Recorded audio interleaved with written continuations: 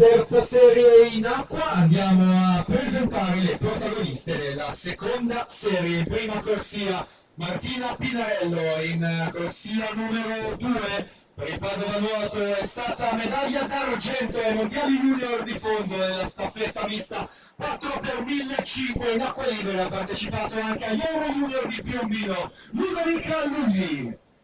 In terza corsia Giulia Fraccaro, in quarta corsia la ritroviamo campionessa giovanile dei 50 stile libero Alessia Cielo, in 5 Maria Vittoria Baldin, in 6 Martina Marin, in 7 Giulia Maggio, in 8 Lara Chiazzo.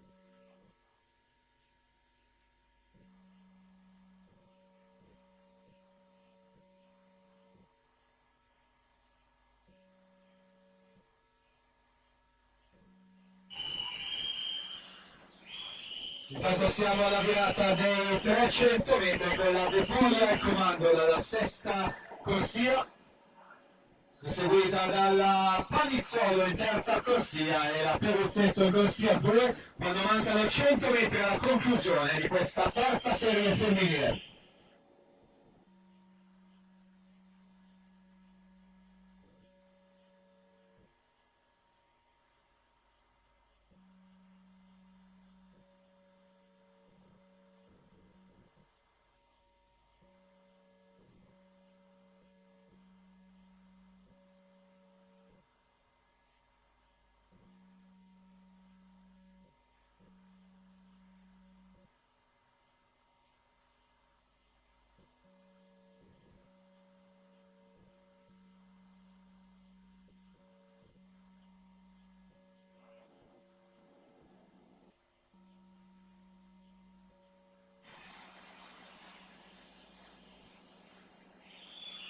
E dunque siamo alle ultime bracciate di questa terza serie con la De Poli in sesta corsia.